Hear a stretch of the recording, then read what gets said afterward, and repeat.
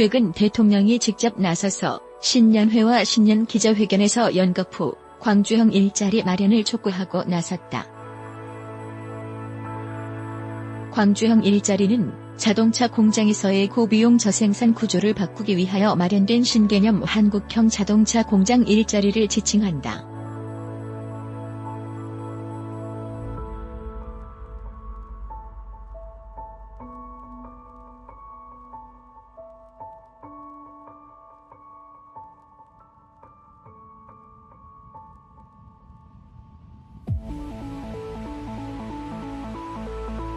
현재 자동차 공장의 약 9천만 원대 연봉에 비하여 생산성은 선진국보다 훨씬 낮은 문제점을 개선하고자 연 3,500만 원대 연봉과 광주시에서 의료와 주택 등 각종 복지 혜택을 늘려 실질적인 수익원은 늘려주면서 안정되게 자동차를 생산하는 신개념 일자리 창출이라 하여 많은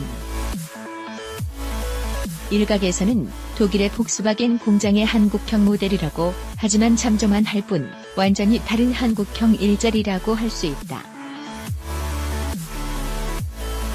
이미 기아차 모닝 등 경차를 위탁 생산하는 동일오토의 일부 모델도 참조하고 선진국의 사례도 참조하였지만 우리는 노조와 국내 환경 등 여러 면에서 완전히 다른 만큼 비교는 무리라고 할 수 있다.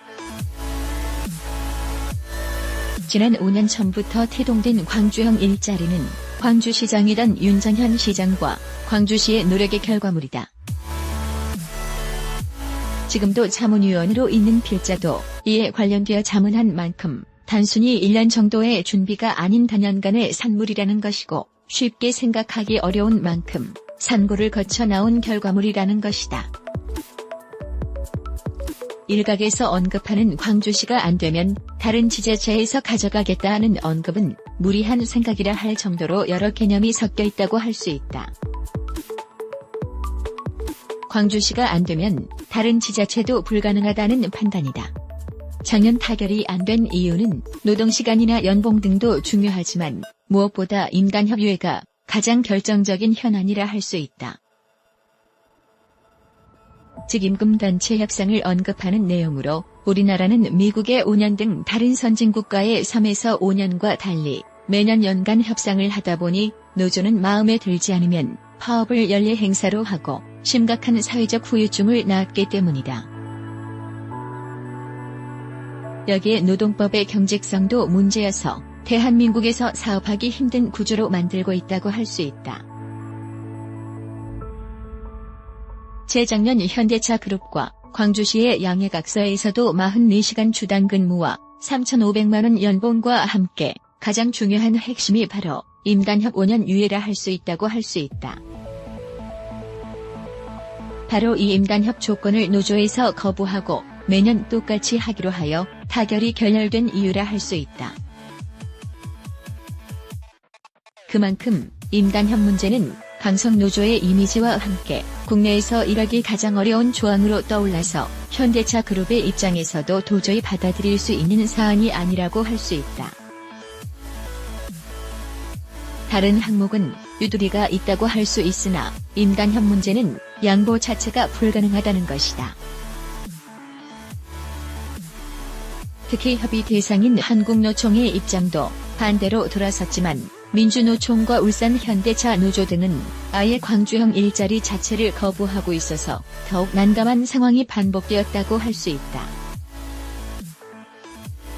이미 기한을 넘겨 올해로 들어왔으나 대통령을 비롯한 정부의 입장에서는 일자리 창출이 어려운 현 상황에서 가장 확실하고 돌파구가 될 수 있는 만큼 광주형 일자리 타결에 매달린다고 할 수 있다.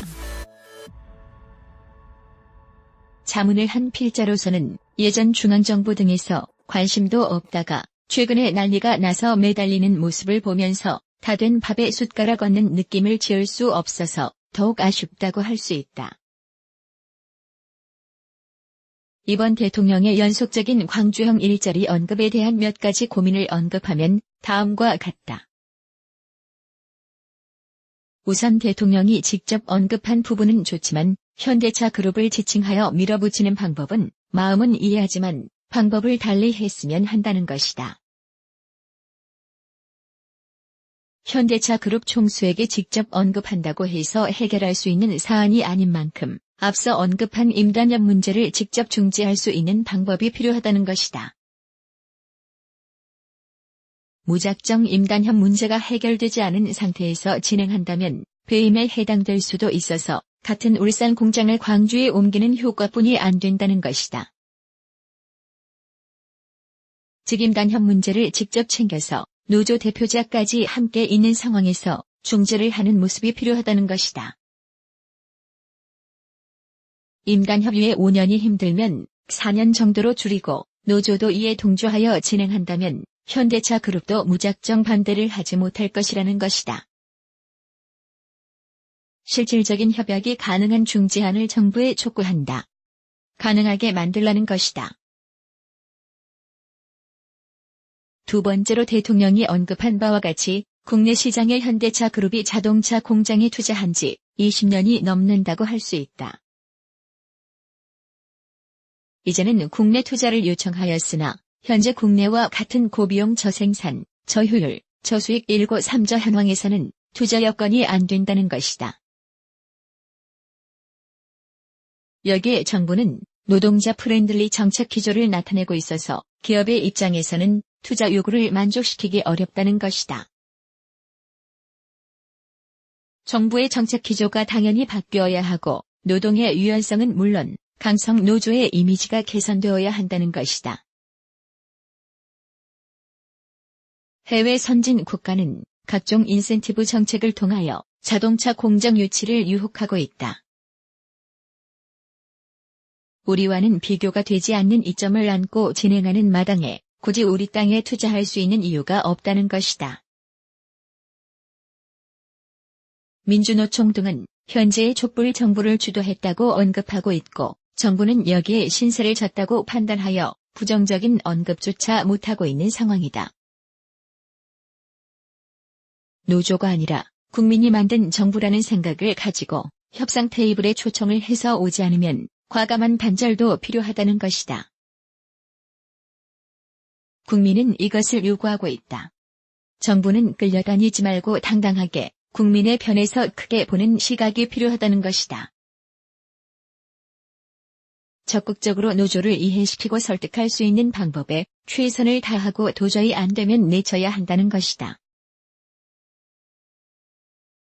대통령은 현실을 알고 이것을 챙겨야 할 것이다.